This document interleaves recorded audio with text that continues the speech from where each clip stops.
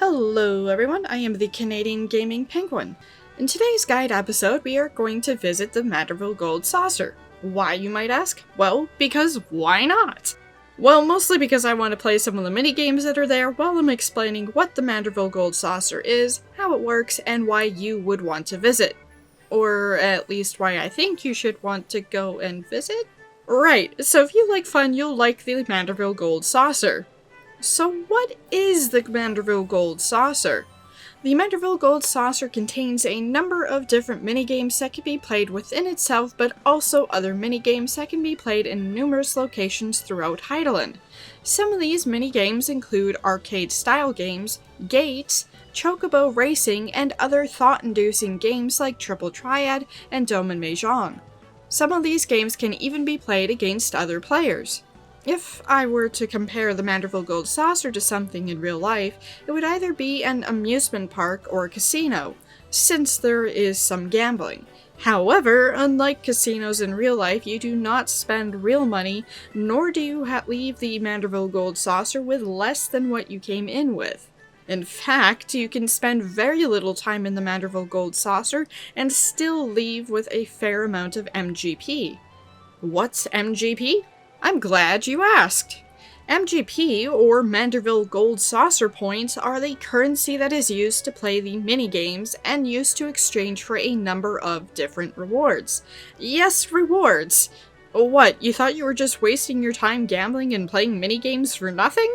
Other than having the satisfaction of having completed said minigames? Of course not! There are, as I said, a number of different rewards. Some rewards are mounts, clothing items, housing items, triple triad cards, minions, various hairstyles, and orchestrion roles. There are other items available to purchase with guild, available in the Manderville Gold Saucer, such as food items, other housing items, some clothing, and dyes. The rewards range in price, with the mounts being the most expensive, but well worth the price in my opinion. Now, how do you gain access to the Manderville Gold Saucer? Well, once you have completed one of the following main scenario quests, the Gridonian Envoy, or the Uldon Envoy, or the Limson Envoy, you will gain access to a It Could Happen to You side quest. This side quest begins by speaking to a well-heeled youth in Ulda near the Aetheryte. After talking to the NPC, he directs you towards the airship landing, because of course we must fly to the Manderville Gold Saucer. Ahem. As you can see, we have a nice little cutscene as we use the airship to head to our fun-filled destination. By the way, if you didn't know, now that flying is a thing in a Realm Reborn areas, we can actually see the Manderville Gold Saucer in southern Thanaland. Anyways, upon arriving to the Manderville Gold Saucer, we will have a cutscene that shows us some of the things that are going on within, or at least by NPC standards. We also get to see the mascot to the Manderville Gold Saucer, Senor Sabatender. That's the cactus-looking character. After this cutscene, we can see that we have a quest from the nearby airship ticketer. Make sure to pick up that quest from him. After we speak to him, we are directed to another NPC, who then directs us to other NPCs. It's worth it, I swear.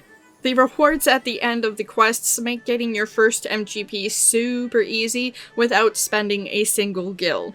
With this quest, it will take you around the Manderville Gold Saucer and introduce you to some of the main features in each of the areas. While you're completing this quest, I highly recommend attuning to the nearby Aetheryte and the Aethernet shards that are placed throughout the Gold Saucer. I also recommend picking up the other quests from the NPCs when you get to them, or complete the Grand Tour quest first and then pick up the other ones. It's your choice, of course. After you've done the tour quest, and if you've done some of the other quests, you will have a couple of different envelopes. One of these envelopes is an MGP voucher. This voucher, once used, will grant you the designated amount of MGP. The other envelope is a Gold Saucer ticket. You should have at least 5 of these. These Gold Saucer tickets can be used on the arcade-style minigames, such as this one, Cuff-a-Cur. I'll get into how the Cuff-a-Cur game and each of the other arcade-style games works later on in this video. Now that you have MGP, assuming you used the voucher and or bought some with Gil, don't do that, you won't need to. Where do you look to see how much MGP you have? If you open up the currency tab by either hitting the Control-C keys by default or by going to the character currency, we can see here the Manderville Gold Saucer Points or MGP is listed. Otherwise, you'd have to talk to the NPCs that exchange items for MGP to see how much MGP you have, or by playing one of the minigames or participating in gates, etc. Anyways, now that we know a little about the Manderville Gold Saucer, I'm going to explain what some attractions that can be found in the Gold Saucer are. To start, I will explain what gates are. Gates, or Gold Saucer active time events, are similar to Fate in that they are timed events. Obviously, that occur at random points in time. Well, not so random in the case of gates, because we know when they will start, but not which one exactly will start. However, we do have some idea of which gates can occur in the different time periods. There are 3 gates every hour. The first gate will begin on the hour every hour. The second gate will begin 20 minutes past the hour, and the third gate will begin 40 minutes past the hour, also known as every 20 minutes. In the first time period, so the on the hour gates will be one of the following: Cliffhanger, Air Force 1, Leap of Faith, the Fall of Belladia version of Leap of Faith. In the second time period, the gates will be one of the following: Any Way the Wind Blows, The Slice is Right, and Leap of Faith, the Falling of City of Nim version. In the third time period, the gates will be one of the following: Air Force 1, The Slice is Right, or Leap of Faith, the Falling City of Nim. In the past, there were other gates, but from what I understand and what I experienced myself, they were not very popular. One of the previous gates, in a way, has morphed into something much better, in my opinion: the Fashion Report. I'll talk about the Fashion Report later. Back to the gates. I will explain each of these gates more specifically as we get to the areas where they occur. That said, to participate in these gates, you must speak to the gate NPC. They will be identified as having an exclamation mark above their head. Players will also be able to see an announcement that says something along these lines: The limited time event, blah blah, is starting in this location. You will also be able to see the exclamation point marker on the minimap and on the map itself. If you would like to know which gate is coming up and when it will start, you can speak to any of the gatekeepers. These gatekeepers will also teleport you to the location of the currently in progress gate, or to the location where the next gate will start. Note, there are a couple of gates that have a 2-minute registration period to participate in their respective gate. I will explain more about these gates later on in the video. Now, with all that out of the way, time for me to go off script. Let's see how well I do about keeping things simple and concise.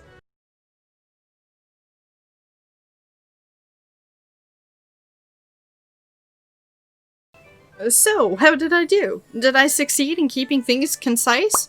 Yes? Yeah? What? No? Oh. Right. Onwards to sharing some tips for earning MGP. These tips are in no particular order.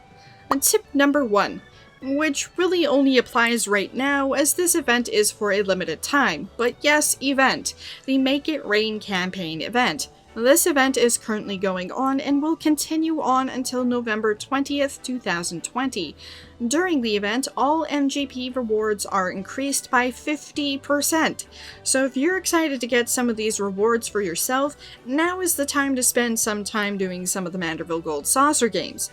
And don't forget to check out the MGP prizes that are available for a discounted price and are exclusive to this event. Tip number 2. Which really becomes the first step once the event is done. Visit the Manderville Gold Saucer every day to do the mini jackpot. It doesn't take that long to do. Tip number 3. The Fashion Report. Even if you don't want to put any effort into getting a score of 80 or 100, just talking to the NPC will reward you with a lot of MGP, as I mentioned earlier in the video, and even more right now with the event. Tip number 4. Participate in the Jumbo Jackpot. Make sure to try to remember to collect your winnings, if any, within the hour of the draw to get the early bird bonus. While you may not win, you will always earn more MGP than what you spent buying those tickets. Tip number 5. The challenge log. If you're willing to spend a bit of time in the Gold Saucer, or even just queuing up for some of the Gold Saucer duties, such as Triple Triad, or even if you just play Triple Triad with the NPCs out and about around in Heidelin, then you will be able to earn a lot of MGP every week. You, of course, have the whole week to work on some of these things, so a gate here, or a gate there, or a Triple Triad match here, or a Triple Triad match there, etc. It adds up. And tip number 6. Participate in gates. Even if you aren't successful in the gate, you will at least get something. Even if it's just a refund. Tip number 7 and number 8. Use a Gold Saucer VIP card, which increases the quantity of MGP rewarded by 15% for 2 hours.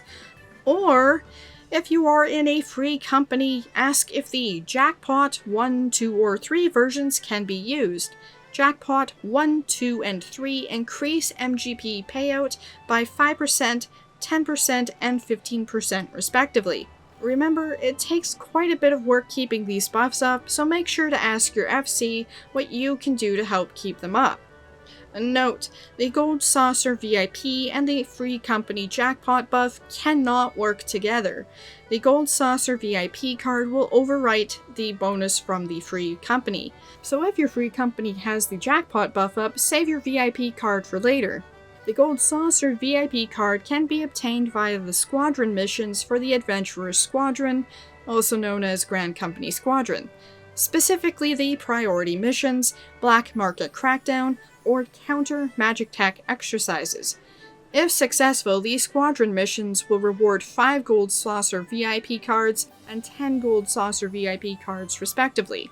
Tip number 9. Chocobo Race Challenges. Tip number 10. The logging or mining minigames, if you're good at it. I'm not, so I stick with Kuffaker, as I can get 20 to 25 MGP pretty quickly, but as I mentioned before, it isn't as lucrative. And by logging or mining minigames, I'm meaning the Out on a Limb and the Finer Miner minigames, that are found up in the Chocobo Square, up where the Chocobo Racing and Lord of Verminion areas are. Tip number 11. Lord of Verminion. Some of the tutorial matches can be very short, so they are a relatively quick way to finish the challenge log. Truth be told, I hadn't considered just doing the same one over and over again, plus this way I can really learn how to play the game so I can get that penguin minion. Tip number 12. Wondrous Tales. Yes, you heard that right. This feature will also reward you with vouchers for MGP. Not always, but they can add up. This also requires a bit of luck in getting at least one line. Wondrous Tales is unlocked by completing the Keeping Up with the Alipos side quest in Idleshire once you have reached level 60. Of course, having access to Idleshire means you must progress in the main scenario quest.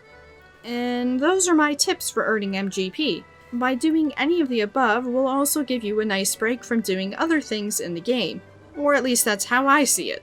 It also gives you something to do while you're waiting for a queue to pop, etc. There are a lot of NPCs that are out there just waiting for you to challenge them to Triple Triad. Now that is it for the Manderville Gold Saucer. As another reminder, we currently have the Make It Rain campaign event going on. For more information about this event, you may want to check out my video on the event. There should be a card on the top right hand of the screen. What is your favorite thing to do in the Gold Saucer? As you know, mine is participating in the Leap of Faith, or really any of the jumping games. If you have any comments or questions, please leave them down below. While you're down there, if you enjoyed this video, please hit that like button. If you'd like to see more videos like this, please also consider subscribing and hitting the notification bell to your preferred setting, though I hope it isn't to nothing. So that you don't miss out on the next video. That's it for this one. Thanks for watching!